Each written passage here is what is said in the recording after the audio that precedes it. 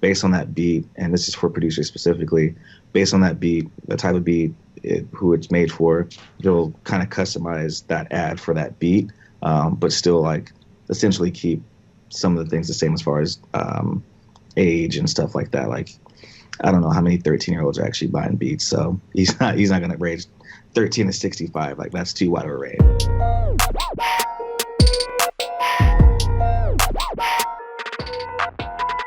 Good morning. Actually, I don't know what time of day you're watching this podcast, but what's going down? It's DJ Payne 1. This is the Music Entrepreneur Club podcast, episode number 31. I'm joined by Dame Ritter, who's not a special guest, but we did get a special guest because people were having trouble telling Dame and I apart, and so we just wanted to keep it a little easier for you. We wore different colors today. He's wearing a hat. I'm not. And I want to introduce the guest to you. His name is Cahill. He's a producer, but he also works for Facebook and has for several years. So we have a lot of insight going forward about blood rituals and the ads platform and so forth. How are you feeling, sir? Feeling good. Excited to be speaking with you guys. Hopefully can answer some questions for the community and shed some light on the ad system and how it works for us producers too. Just to kick things off, what's your role at Facebook? How long have you been there? Yeah, so I've been with Facebook around 2 years up here in the Bay Area. I actually work as a tech recruiter, so support technical hiring for AR, VR, and AI, software engineering, just everything tech-wise. So, pretty ingrained here. 2 years, I'm more tenured than over half the company, which is crazy. So, been here for a while and kind of feel like a vet, but yeah, love it out here. What's going on with the VR? What can we expect? A lot of crazy stuff. I mean, we got Oculus. So if you guys use the Oculus headsets, those are pretty crazy. And then actually a lot of stuff that's like super confidential. That's super crazy. I wish I could talk about it. But there's some stuff that we're working on that's pretty crazy. But yeah, if you definitely, get you an Oculus, you can put yourself in a different world and forget where you at. So, yeah, it's some crazy stuff. Technology's crazy out here with all that AR, VR stuff. Is it stuff that maybe like producers or artists could take advantage of in some kind of way to better their marketing or better their, anything creatively? Are you thinking about it that way as you're sitting within Facebook? Like, hey, I could take advantage of this way.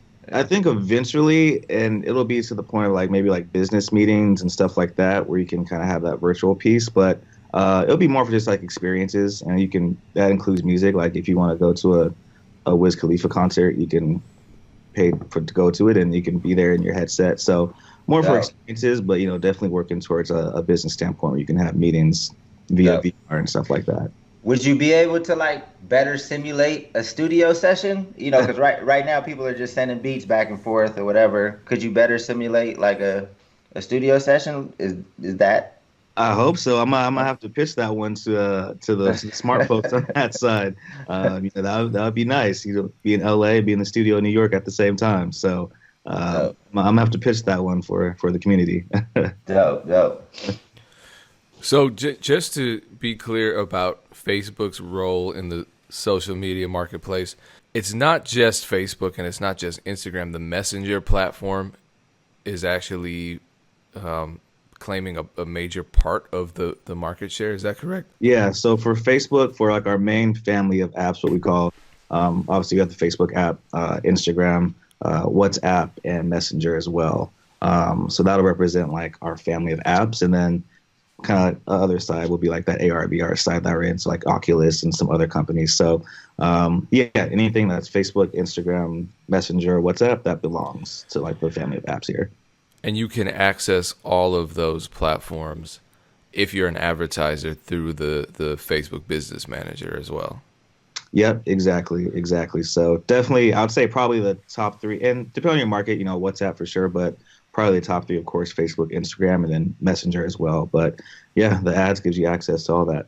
Well, so with ManyChat and how that third-party service integrates with Facebook Messenger, that's now something that's been incorporated into BeatStars as well. And so I don't know what it is. Obviously, before I installed the ManyChat plugin on my BeatStars account, I was getting contacted through their internal messaging services, and you know, whether it was email, whether it was a form, whether it was a direct message. But now with ManyChat, just having that messenger window pop up, and it's something familiar for people, you know, the Facebook Messenger, people know what that is. I think my inquiries have increased by probably 800% if I'm being conservative about it, honestly. And I wonder, you know, a lot of it is my DMs are crazy and weird, and so a lot of it's crazy and weird. But just I wonder why that is. It the familiarity of Facebook that makes people want to reach out using that particular messaging platform just when they see, you know, that messenger logo. It just encourages people to talk to you, and that's been helpful for me and a lot of other producers. And I'm sure you've seen a ton of people take advantage of Messenger in more ways than I think anyone imagined they could. Oh yeah, definitely. I think people are just comfortable with it. Like they see it, they know the logo, they know what to expect. So people are really gonna step out of their comfort zone and outside that box. So if they're comfortable with something, you know, it's more times than not they're gonna use that platform or whatever service that is. So it definitely helps being familiar with Facebook and the Messenger, like for people to want to interact with that. What are some innovative ways you've seen people use the Messenger platform as musicians, as producers, rappers, whoever, just to connect with fans, potential customers? Yeah, definitely. And you know, this is something I've used personally. I know there's a lot of artists here at Facebook who have a pretty solid following as well. And I think like when you run your ads, as you know, you can have options for, you know, learn more or shop now or whatever the case is. But me having conversations with them and going to it personally, having that message me kind of option be there for the person, my just people getting back to me just skyrockets, like as amount of people that are inquiring about, hey, like I like your music, we're kind of listening to Morbid ad, or your beats are dope, like whatever the messaging is, like I get, it's probably not 100% like you, but like it's at least 100-200% higher response rate. So that messenger just giving you the chance to connect personally with that person and for them to connect with you. I mean, no matter how big or small you are, to an average person, you might be someone that's like, well, you're a music producer, well, you're an artist, and I can talk to this artist and like be in their DMs or whatever you want to call it. So just having that messenger feature like really connects you to the fan or potential customer. And you know, for me, more times than not, I'll use that in certain cases when I run ads and things like that. And I know a lot of artists will as well. What kind of automated flows or responses do you have set up, or do you just use it like, you know, or is that really you going back and forth for you? I usually I have an automated response where if they click it, like, how might I help you or whatever the case is. But usually they'll just respond back and I'll do it myself. I mean, I'm not Metro Boomin or anything. I'm not getting 10,000 messages a day or nothing crazy. Right. So it's easy to sustain and just to create that personal feel, you know, be able to respond to it personally, say their name, say where they're from, and just kind of start to create that relationship with them. Because I know that, you know, so I work with a few different artists that have quite a following, and we've used ManyChat, and we have different flows set up. And some people get very upset once they realize that it's not actually the artist that I work with. It's going back and forth. So I know that artists need to be very sensitive. And actually, let me take a step back, because I know that maybe some people don't even know what I'm talking about.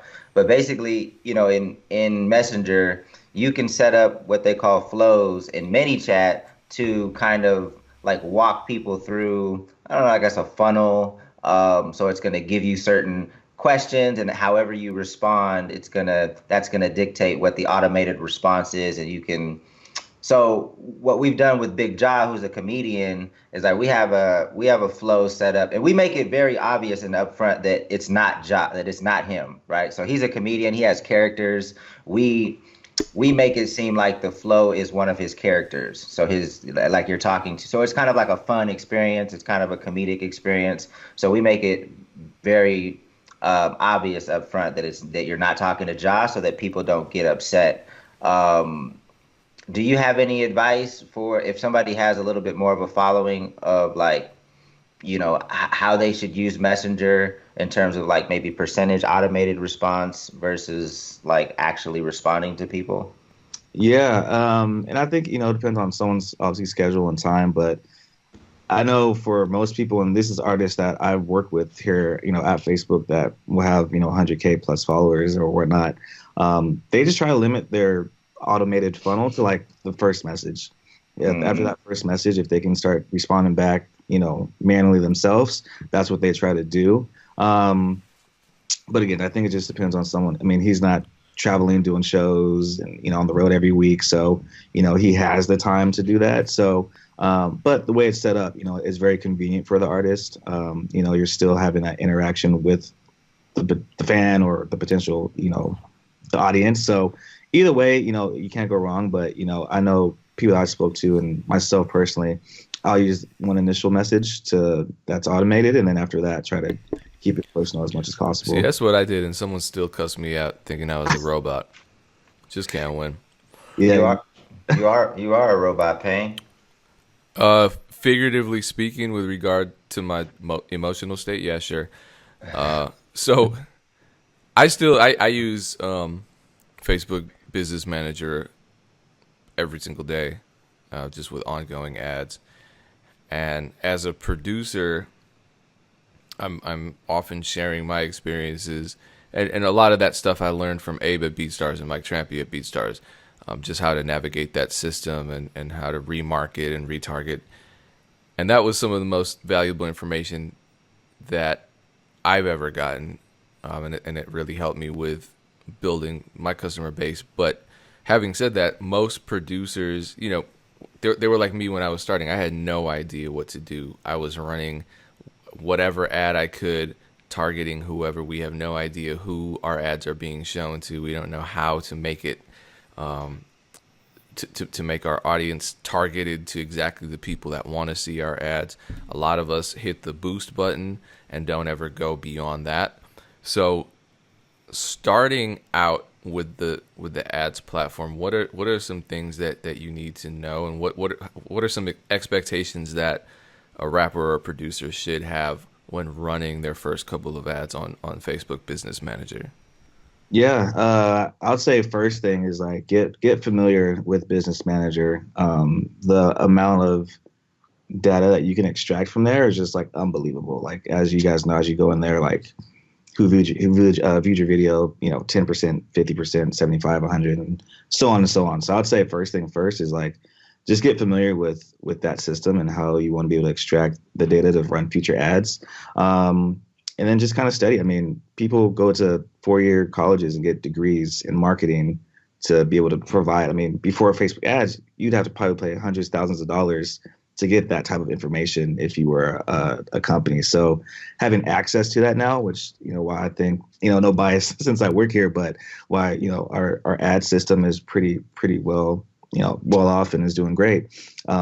Just study it, take that time. And expectation wise, don't expect to post an ad and have 50,000 fans and 80,000 streams on your album, the next week.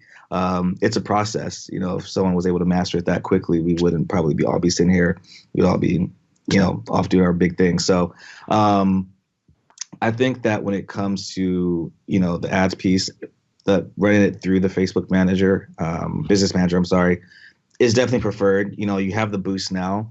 I compare it like if you buy a frozen chicken Alfredo, it's all right. But if you make it from scratch, like, you're going to get a different experience. Kind of the same thing. Like, if you do the boost now, like, it works. Like, you'll get, some metrics out there, whatever the case is. But you can get so detailed when you run it through the Business Manager that's going to be the most effective. And you guys have talked about it before and had other guests talk about it, where run, kind of an initial kind of wide range ad to be able to dissect, okay, I can get targeted based on these, demographics and whatnot for my next ad. So just going to it expectation wise at first, that you're just trying to find your sweet spot. You're trying to find your fan base.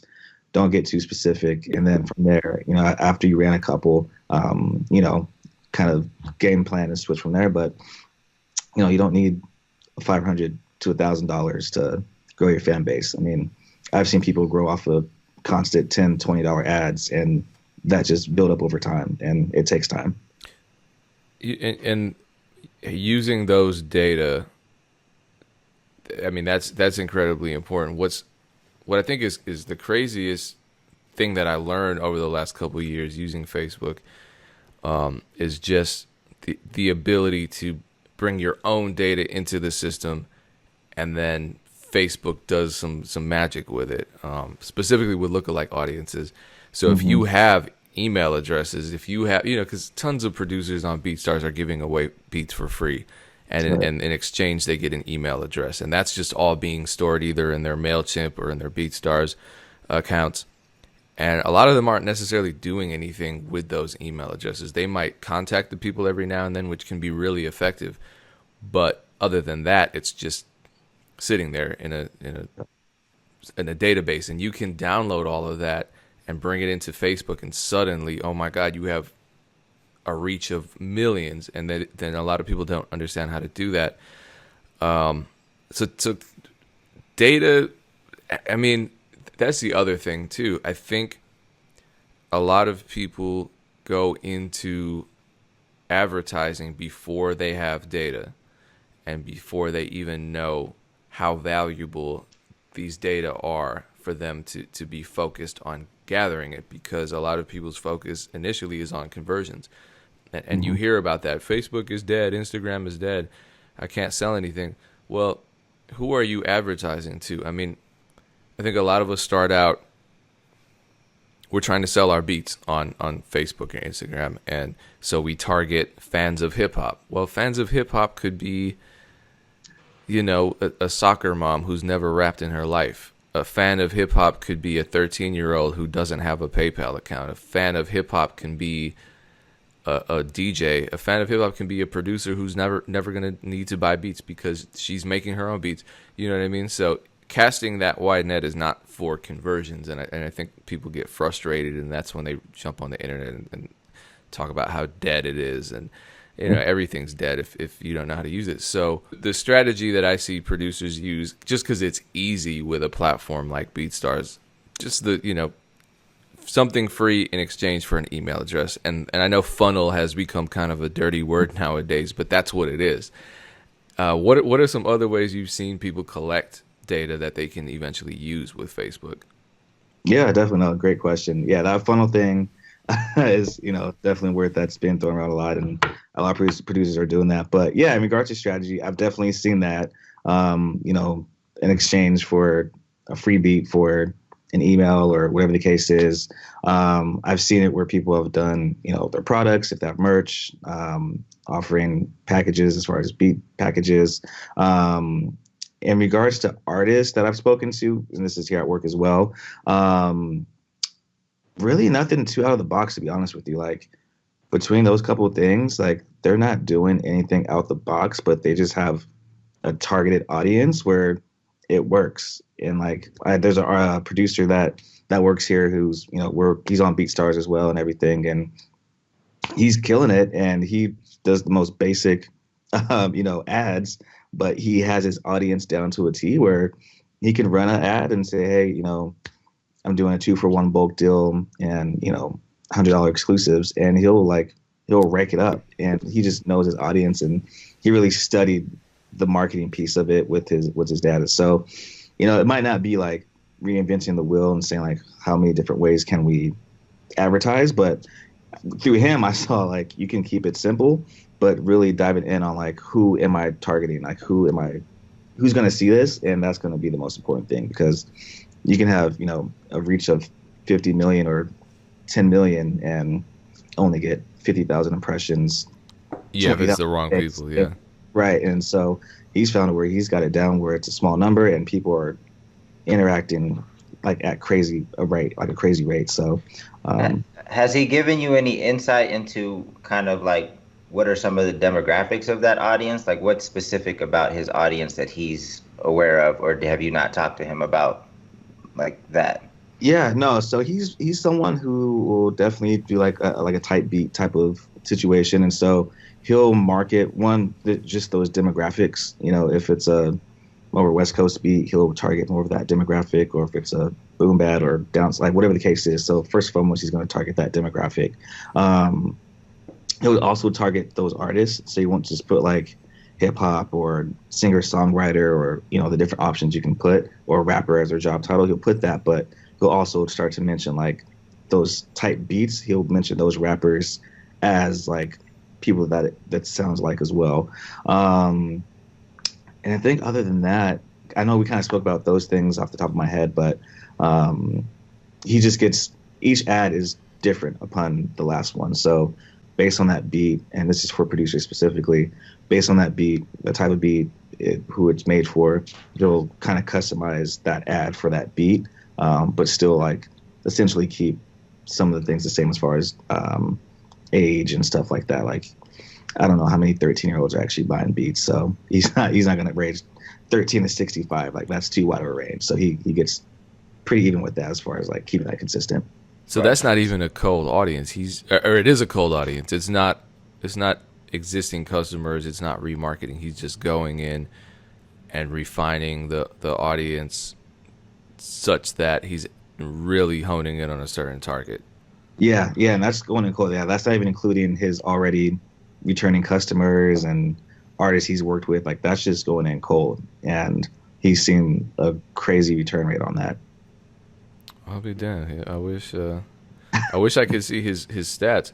I had another so this is the elephant in the room when it comes to these ads. What's his budget like for that? A lot of people I see just blow a ton of money on their ads right off the bat, and then they just burn themselves out for the next couple months because they've exhausted their budget. They were thinking that the more they spend, the more of a return they got. But if their data are trash and if their audience isn't set up right, it's like I could spend $500,000 advertising.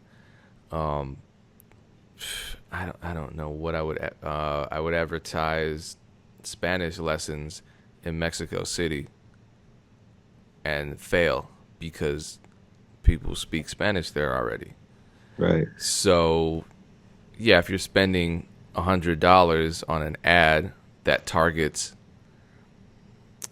people who listen to country music and you're trying to sell them rap beats, yeah, your numbers are going to be super trash and you just wasted your money. So once you have your audience right, or even beforehand when you're just kind of learning the system, what kind of budgets, given your inside information, what kind of budgets would you recommend? Yeah, I mean, for someone that's just starting out and you're just looking to cast a net, just kind of see what's out there, like, honestly, like, anywhere from like $20 to like $50 will get you going. You don't have to throw $500 down to get a ROI on that. So for us here internally, which is a perk of being an employee, so myself and every full-time employee, we get $250 worth of ad credits that we get to use. Dope. So yeah, which is dope. So for me, I don't use my own money, which is great since I work here, which is awesome. So that's every month. Yeah, and every first, it's just see, and that's all you need, right? So that's all I need. That's all I use, and so I created a formula where I'll just consistently have just $50 advertisements running and just kind of consistently running on various beats. And so for me, like, I've found that to be a sweet spot. Obviously it's not my money. So it's a little different, but like that 250, having that 50 run, I think I do it 5 days at $10 a day or something like that, or I'll mix it up. But for me, like, being able to grow my following, equaling, BeatStar sales, things like that, that's been like a consistent sweet spot for me. And I think that speaks just to like the normal everyday producer. Like, I have a normal job, I have a family at home, I produce music. I'm not rich by any means or anything like that. So just being how most producers are that are, making music, I've found that sweet spot to kind of be around that 250 because I get to play with it every month and seeing the growth from that. Dope. That's a cool little perk y'all get. Yeah, once I found out about that, I was all on it. And so I mean, there's months where I wasn't using it and I'll just let it stack up, and all of a sudden I had $750 there just ready to be used for advertisements on Facebook and Instagram. So no, that's a nice perk. It's a nice perk we get. No. Damn, it rolls over too. Jeez. Yeah. Well, can you tell them where? Because I know that Facebook has a lot of like tutorials and things for people to learn ads the right way. Can you tell them where to find that stuff so that they can? Because I believe there's like different trainings and stuff that's pretty accessible, that's free and accessible. Can you tell them where to find that so they can step their game up? Yeah, definitely. So, I mean, on the business manager actual page, there's going to be certain areas where you can, and links where you can get help on how to do certain things. We have the facebook.com/help page. Sometimes there's stuff there, but your first thing would probably just go to the business manager page. But to be honest with you, like, go to YouTube. Like, there's people that actually spend so much time like diving into it. Where I'm like, I'm learning new things. I was like, shoot, I work here. I didn't know you could you could do that, because they put that actual time and investment into learning it more and more and more. So honestly, if you go to the facebook.com or the business manager page, of course. But to be dead honest, like, there's so many content creators on YouTube that are dropping just gems left and right on how to use certain things. Like, don't be afraid to look there as well. Is it all true? Is it all relevant? That's for discussion. But I've personally seen a lot of great information on YouTube too from people. So there's now this thing in the producer community. Maybe it's always been there where people are selling contact lists, and I've seen it, and I because I'm always the guy saying don't do it, don't buy an email, a contact list, or steal or scrape or whatever, and just email these people cold, because one, you could just get your whole account banned, and bad things can happen because it actually is something that's regulated by law. But the other thing is, it's not going to be that effective for you, especially if you're paying up front for it, and it's the same contact list that maybe 20 other people bought. So you got to figure someone's getting 20 emails from 20 different producers every day saying, buy my beats, buy my beats, buy my beats. It's kind of, if you got that many sales calls, you change your phone number. But I think the point of those email lists, because I've seen someone actually sent me screenshots and like, see, everybody's doing it. I think the point of those email lists was, and I even read it, and some of the screenshots was the step-by-step instruction guide on how to take that email list and create a lookalike audience from it. I don't know if you're seeing that. I don't know if that's something that Facebook takes a stance on one way or another. But you're not actually violating any kind of privacy per se by doing that. But a lot of people end up just taking that list and saying, you know what, I'm just going to email all 5,000 of these people and say, buy my beat, $5.99. That's something that kind of shows me that someone's not invested in their business, because the instructions are there, and I'm actually I don't feel any way about giving or selling an email address for that specific use, because it is valuable, and I can see that helping a lot of people in a way that's not forcing or spamming or cold calling or anything like that. But I don't know. Are you seeing that? Are you seeing any kind of acts and mistakes that people are making with the ads platform that just makes you want to cringe based on what you know? Yes, I mean, kind of first point, like on the email list, like that's something where I personally haven't done.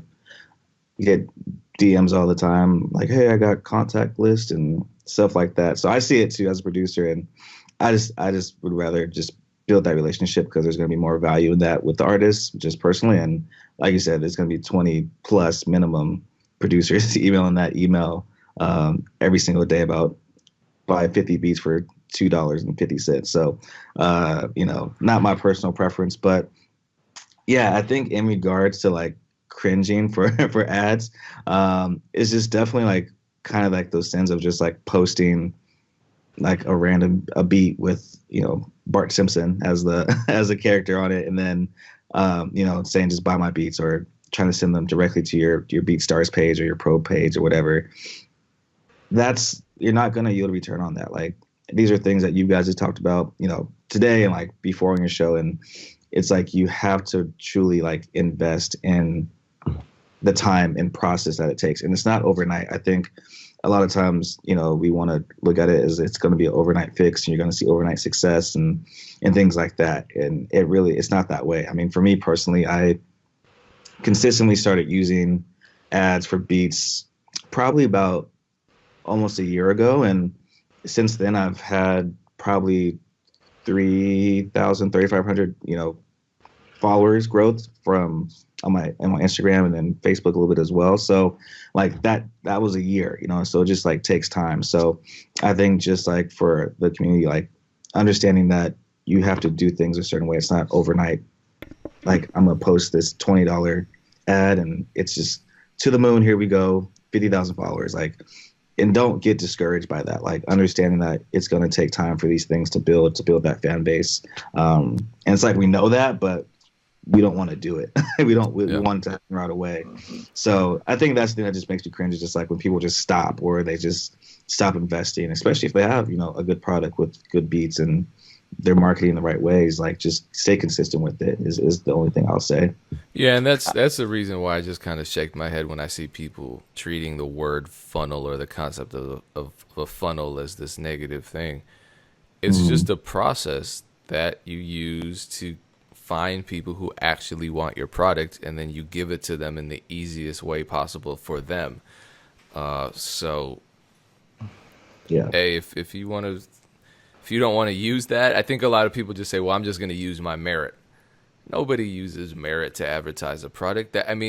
Part of your brand is merit. Part of your brand is integrity. If you give people a good experience and you treat them as though they matter, yeah, then that's where your merit comes in. But you just can't sit there on top of this merit that only you have, and on this talent that only you have, and expect everybody else to just suddenly one day wake up and realize that you're the man they need to go to buy all their beats from. It doesn't work that way, and I don't know, man. I just if a person is moving with integrity in the music business, then everything they do is going to reflect that. You know what I mean? It doesn't matter what process they use, because the process is just something they need to adapt to their own brand and to their own sensibilities. So yeah, my producers watching this, just say, go ahead and just be a good person and understand the unfortunate fact that if you're in the position where you're not making a living doing what you love right now, you might have to learn something new about marketing. You probably have to learn something new about marketing, but at the end of the day, it is rewarding to do that and figure it out on your own. Right. Or you might just need to get better at what you do. I mean, Facebook's not a savior to terrible products. Like, a lot of cats think it's the marketing and it's really just their music or their beats. And they just forget that piece, to forget to hone their craft and skills. So, I mean, there's a lot of reasons why cats ain't moving. Marketing can be one of them, but cats got to be real with themselves. Before we close out, I did want to kind of walk through this. So Funk Flex is using, he has this like funnel going through Messenger. I think it's kind of scammy, and I would advise artists not to participate in it. But I didn't know you can share your screen on this platform, but I think I can. So I'm gonna walk you guys through it. You guys see my screen? No? Yep. You see the Facebook screen? Yep. So basically he's running an ad, and to pull you in, he's saying submit your tracks to potentially perform for Megan Thee Stallion, right? So once you click on it on Instagram, it pulls you in to Messenger, and it asks, do you want to perform at the Tunnel with Funk Flex and Meg Thee Stallion? Obviously, some young cats will probably get excited. Of course, you tap yes, and then it eventually, and for people that aren't familiar, all of this is automated, right? Like he's not really going back and forth with you. So then there's a video of him listening to music, thinking that, once you submit your track, Funk Flex is going to listen to your music. But then he goes and there's another video and explains even further that it's not Funk Flex that's going to listen to your music. He might listen to it, but it's one of his followers, right? So already it's like, okay, I'm paying for one of his followers to listen to my music. Like, why the hell would I do that? Um, and then it just keeps going. It has, this piece was kind of cool. It said, because all I needed to do within Messenger was type, I used to manage Futuristic, so I just used him as an example. You can type in a name of a song, and then it returned, the automated response was the YouTube video. So it, I guess, queried YouTube and pulled the results back into Messenger. I thought that was kind of cool. But then he said, you get here that the submission fee is $30. So that's when I stopped interacting with it, of course. And then when I didn't interact with it, it kind of gave me a timer to make it seem like I had a time limit to submit the $30. And then when I continued to not wait a interact, minute. You only have 2 minutes left. yeah. and We then can stop the podcast if you want to handle this. So I think this it's a dope example of what you can do in Messenger. I'm just disappointed in Funk Flex for using it this way, because there's like a leaderboard in here that eventually there's a link to with like broken links and stuff like that. See leaderboard. That shit don't even work anymore. But anyway, and I hate that our podcast is like talking about scams all the time. And I don't know if this is necessarily a scam, but it's definitely a waste of money. I don't know if that's the definition of a scam, a waste of. Well, I have one question for you, Dame. Do you think you got what it takes? Not me. I just it's so, especially somebody like Funk Flex, who's been in the game for so long. Some people would consider him a legendary DJ. I would. Doing stuff like this, getting people to spend $30 to basically get nothing. Did I stop sharing already? You guys? Yeah. Cool. My guess is it's probably not him. I don't think Funk Flex learned the many chat. I think he's probably too busy being a legendary DJ. So I actually found out what happened. So Hot 97 actually uses Messenger in a meaningful way, trying to really get artists like real opportunities. And because he works there, he saw the technology and was like, I would like to use it too. And he set up his own thing separate from.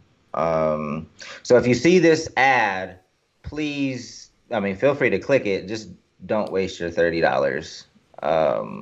It's disappointing to see people use such a great platform in that way.